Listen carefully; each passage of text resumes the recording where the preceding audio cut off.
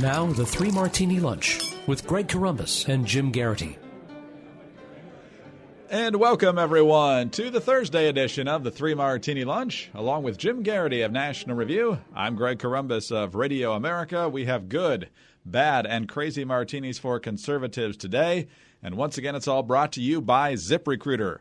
Right now, Three Martini Lunch listeners can try ZipRecruiter for free at this exclusive web address, ziprecruiter.com/martini. Much more on that in just a few minutes. And Jim, we begin with our good martini, which I'm guessing many of our listeners probably thought would be our bad martini today. Let's take you to the halls of the Virginia state government, the House of Delegates, where this week a massive debate broke out over a bill designed to basically allow abortions under almost any circumstance at any point during pregnancy. Kathy Tran is a Democratic delegate from Fairfax. She is the main sponsor of this bill. Earlier in the week, I believe on Tuesday, she was answering questions about it from House of Delegates Majority Leader Todd Gilbert, who is a Republican. How late in the third trimester could a physician perform an abortion if he indicated it would impair the mental health of the woman? Or physical health. Okay. Okay. I'm talking about the mental health. So, I mean, through the third trimester. The third trimester goes all the way up to 40 weeks. Okay. But to the end of the third trimester. Yep. I don't think we have a limit in the bill. Where it's obvious that a woman is about to give birth. She has physical signs that she is about to give a birth. Would that still be a point at which she could request an abortion if she was so certified? She's dilating.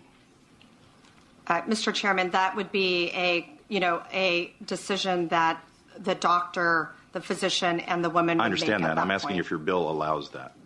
My bill would allow that, yes. Her bill would allow that. Then Governor Ralph Northam, also a Democrat, appearing on WTOP radio yesterday, the Ask the Governor segment. He was asked about the bill and even got to the point of babies who were the target of an abortion being born alive. Here's what he had to say. So in this particular example, if a mother is in labor, I can tell you exactly what would happen. The infant would be delivered. The infant would be kept comfortable. The infant would be resuscitated if that's what the mother and the family desired. And then a discussion would ensue between the physicians and the mother.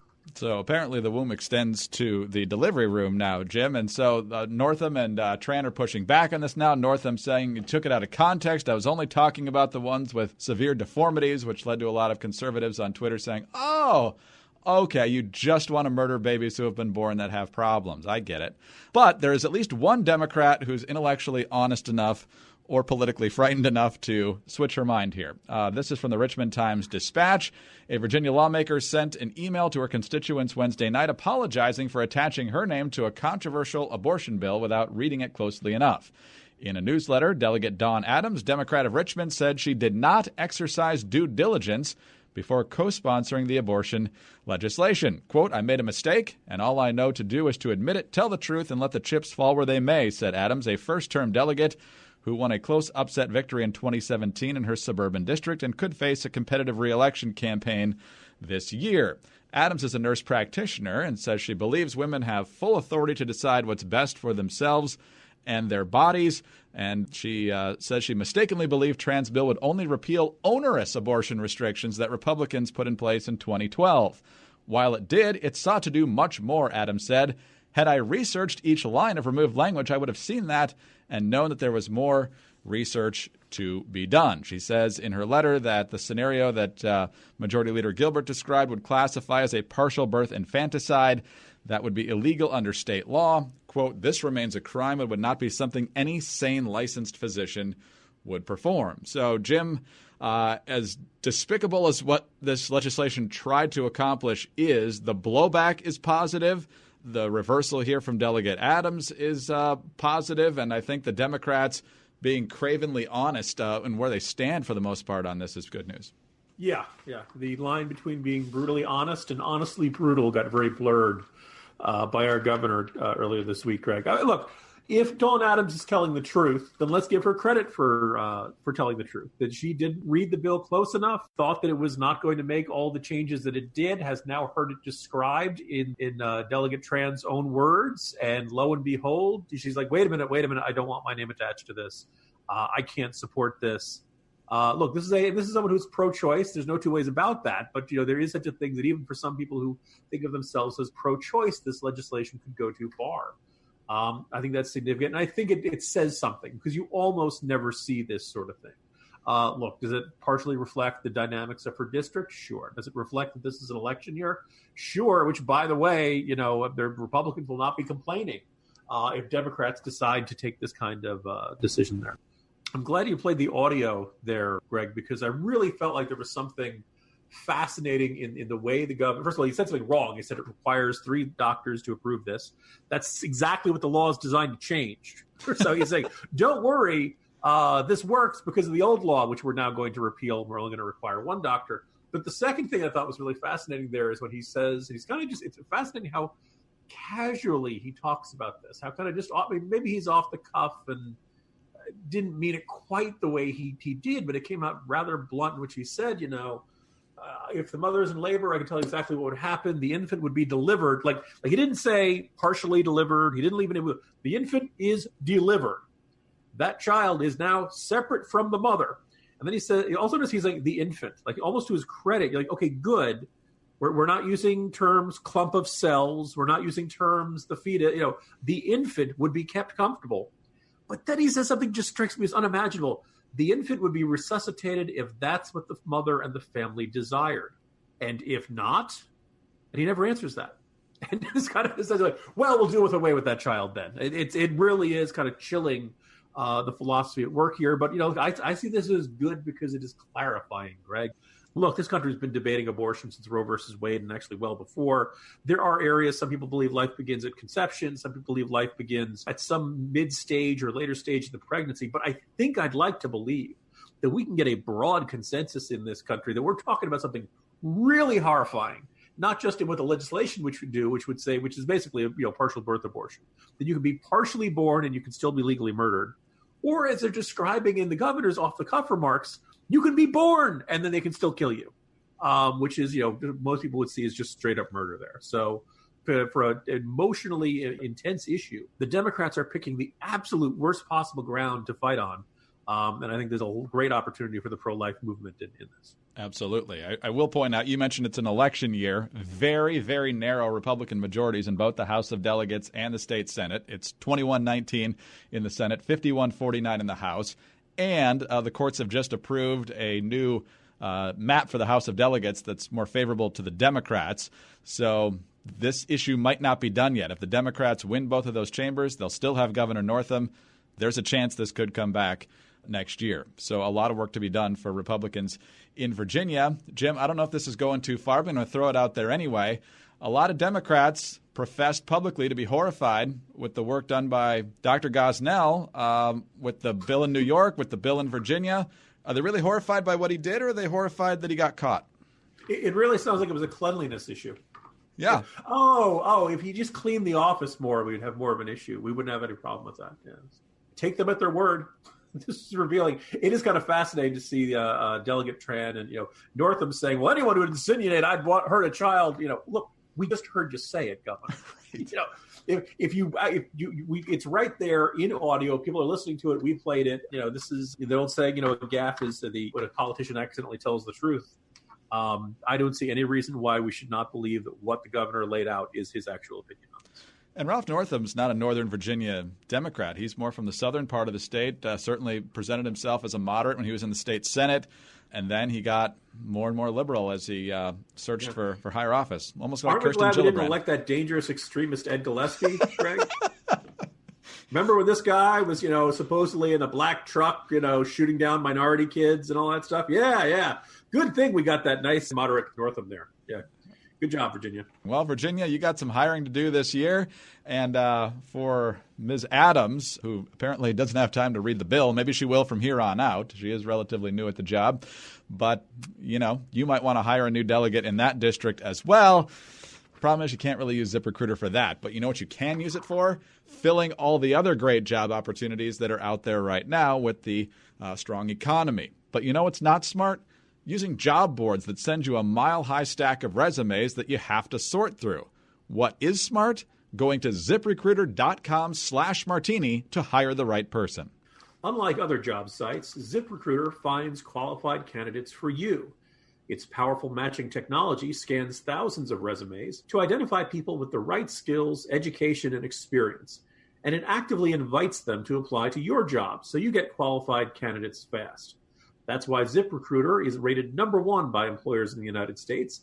This rating comes from Hiring Sales on Trustpilot with more than 1,000 reviews. And right now, our listeners can try ZipRecruiter for free at this exclusive web address, ZipRecruiter.com/martini. If you love this show, show your support for us and ZipRecruiter by going to ZipRecruiter.com/MARTINI.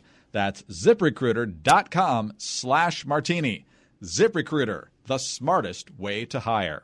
All right, Jim, on to our bad martini now. And just yesterday, we talked about how the media is already adoring Kamala Harris in her rollout for her presidential campaign. We'll see if other candidates get the same treatment with the 1-hour solo town halls and live coverage of announcements and so forth. But clearly, they really, really like her. You know who they really, really don't like? Howard Schultz. Now, if Howard Schultz, who's a liberal in most ways, had decided to throw his hat into the liberal ring, they probably would have ignored him for the most part, maybe talked about how he'd been a strong advocate for a number of issues that most people in the media tend to like. But no, Howard Schultz has determined that the Democrats are so far to the left that he doesn't have, a path to the nomination, but B, he can't carry the water for that agenda. If, for example, he's opposed to Elizabeth Warren's proposed wealth tax. And so the media has just been apoplectic about not what Howard Schultz thinks, but that Howard Schultz could pull votes away from Democrats. Folks over at Free Beacon have a full montage of that. But individual interviews are foaming at the mouth as well. This is done in a lighthearted manner. But on Morning Joe the other day, Mika asked Howard Schultz 3 questions, one of which was, why are you qualified to be president? Second one was, who are your favorite Republican and Democratic presidents of the past half century? And then she closed with this. How much does an 18-ounce box of Cheerios cost? An 18-ounce box of Cheerios? Mm-hmm. I don't need. Here's the deal. I don't need Cheerios. Here's the deal. Yeah. You ask us. Yeah. Like budgets for the VA. We're going to ask you questions about Ask me anything you want. I don't need Cheerios. I'm sorry. Okay. It's $4. Is it $4? Yeah. That's a lot. So it's a lighthearted moment, but the headline that everybody takes away from that, Jim, is Howard Schultz is out of touch with regular Americans. He has no idea what a box of cereal costs. Another billionaire who's wrong for America. I mean, I basically just wrote the ad for him there. The fact that he's seen as a threat to the Democrats makes this guy just a demon in the eyes of the left. Yeah. Now, since the first flickers of a potential Howard Schultz bid arose around the middle of last year, Greg, I wrote about him twice, and I basically described him as a giant pile of money that consultants were, like, oh, of course the country's eager to elect you, Mr. Schultz. If you give me money, I'll show you how. And that's what's going on there.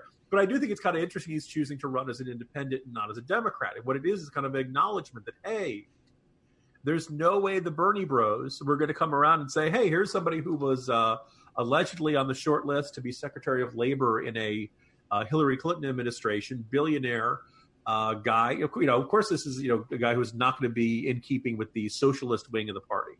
So I have a piece that's going to be in the next issue of National Review.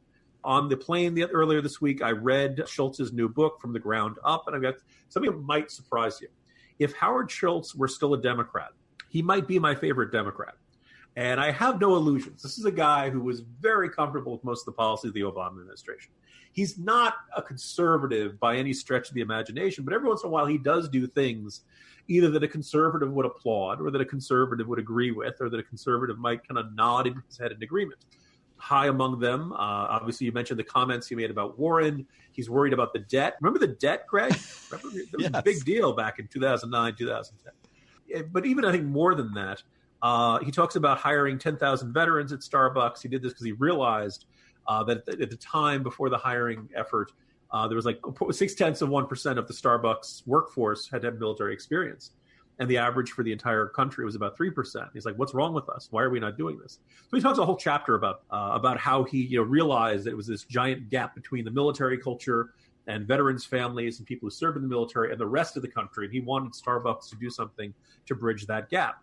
Left, right, or center, I think you can say that's a really good effort to do. And they hit that 10,000 hires within 4 years, earlier than they planned to. And now they're aiming for 25,000, and not just 25,000 veterans, but also military spouses. Think about it. Folks in the military have to move around from parts of the country, parts around the world. Starbucks is everywhere.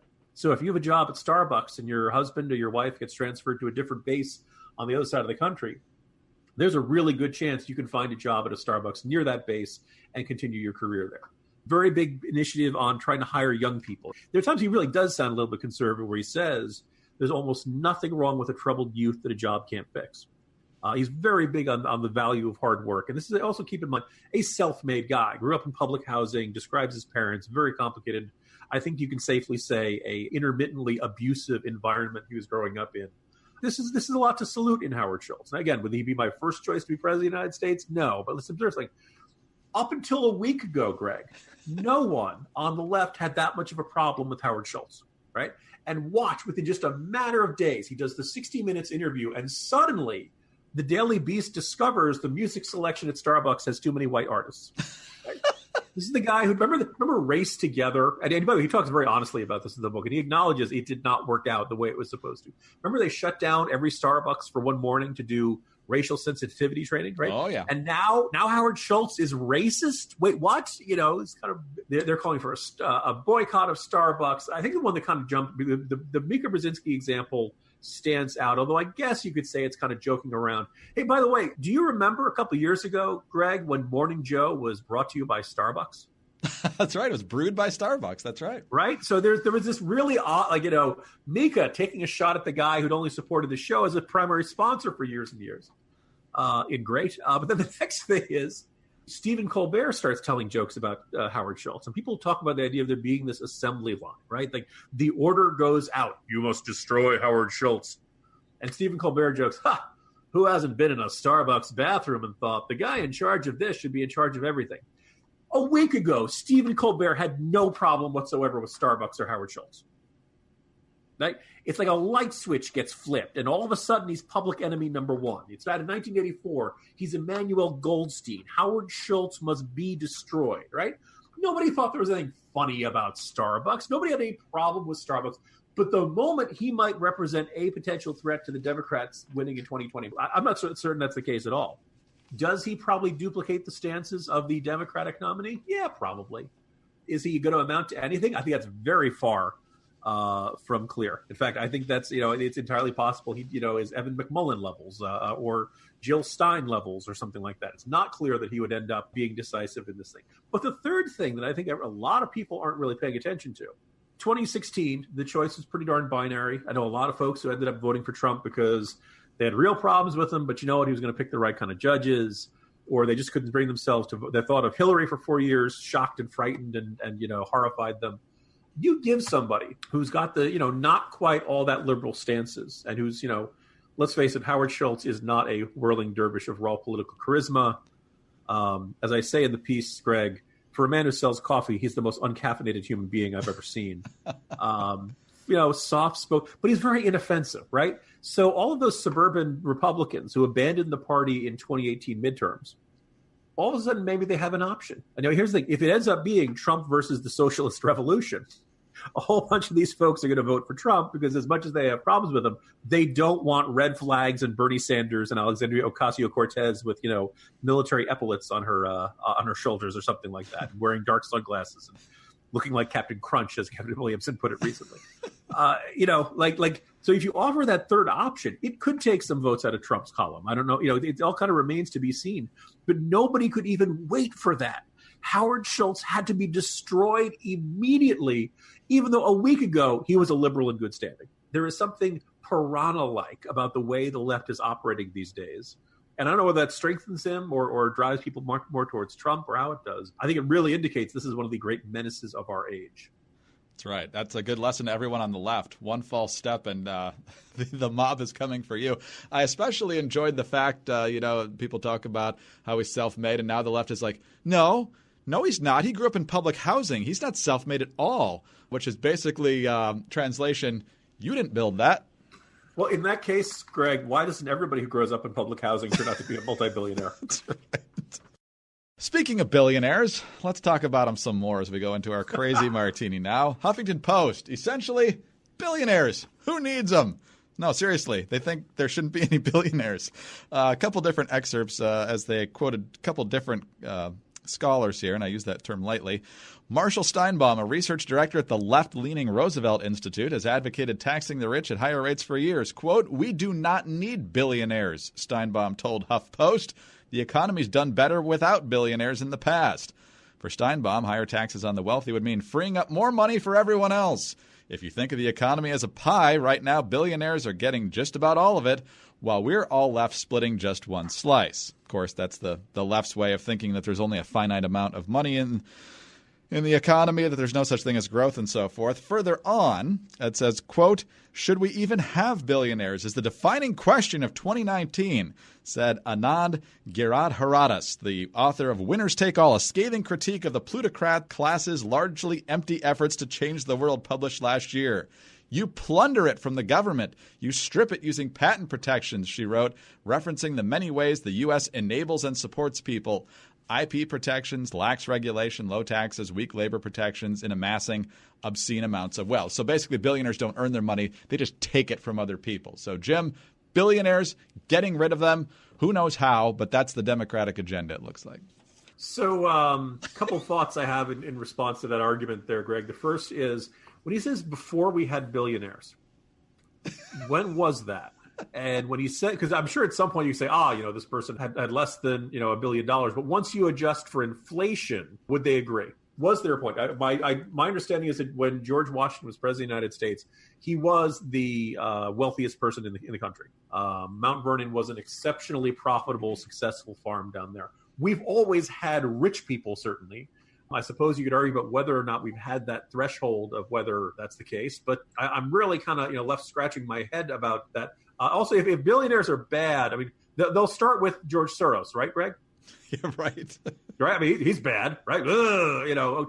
He's not bad. Oh, he's one of the ones who's okay. All right. Warren Buffett, because he's obviously helped the Clintons and Obamas over lots of years. Oh no, he's a good one. Okay, we'll let him go. Oprah.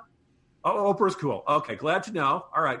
Mike Bloomberg. I know people aren't enamored with the idea of him being the Democratic nominee, but look, if we're starting with billionaires to try to get them out of politics, Greg, start with Bloomberg. I want to take all that money away from the gun control groups. I'm fine with that if they are. Sheryl Sandberg was a big Clinton donor and all that stuff. Mark Benioff. It's not hard to find plenty of billionaires who have been big supporters of liberal causes in the Democratic Party and groups like that. I'm trying to remember. Corzine was just a multimillionaire, right? I think so. Well into the hundreds. But yeah, I don't think he was a billionaire. Okay. Mark Warner, right? He's a multimillionaire, not that. The guy out in Colorado, Polis Pritzker. Is the Pritzker family fortune $1 billion, or is it? But sure. We hate rich people. You sure? Awful lot of rich people over on your side too, pal. But anyway, that's where they are. That's if these guys had $1 billion, would they have the same perspective? Yeah, John Kerry. Although he didn't earn his money, he married his creatively. Money the really old-fashioned way. That's right. He married into it. So should we just take away all the jobs these billionaires created then, since they're evil people? I mean, all the people that work for Amazon, Starbucks, what have you, Microsoft? I think it was Adam Carolla, the wise philosopher, who once hosted the Man Show with Jimmy Kimmel, and who since has his own successful radio and podcast program and all that stuff. But he once said, used to be in this country, you'd watch a fancy car going by on the street, and the dad would say to his son, son, you work hard, you can have a car like that someday. That can be that dream can be yours. That is within possibility. Now, look, as I've mentioned on this podcast in the past, we have 6.5 to 7 million unfilled jobs in this country. Unemployment is spectacularly low. there are paths to success in this country. It's not easy, but it's never been easy. But you have that option there. And Carolla's observation was how many dads are saying, first of all, how many dads are around for their kids to begin with. But the second thing is how many parents are saying to their kids, see that guy in that fancy car? We hate him. It's unfair that he has a fancy car and we don't. And they teach this resentment. They teach this jealousy, this seething, which is the antithesis of the American dream. American dream is you can go out and you can get it. You got to work hard. You got to be smart. You got to avoid making bad decisions. You're probably going to have some stumbles along the way, but you can do it in this country, and you probably have an easier time doing it in this country than any other place in the world. So, but anyway, there's your lesson. And look, I think, between it's the theme of all three of our martinis today, Greg. The left is showing us exactly who they are. Yes. And on some level, we can certainly be grateful for that because you're seeing exactly who they are. And if you still vote for them, well, I can't really help you after that. Jim, have a good day. We'll talk to you tomorrow. See you tomorrow, Greg. Jim Geraghty of National Review. I'm Greg Corombos of Radio America. Thanks for being with us today. Don't forget to head over to ZipRecruiter and try it for free. 3 Martini Lunch listeners, ZipRecruiter.com/martini. And tune in again Friday for the next 3 Martini Lunch.